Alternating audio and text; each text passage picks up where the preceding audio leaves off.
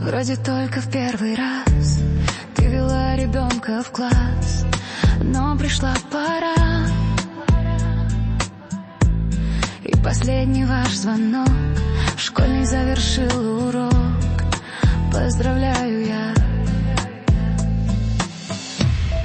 Светлого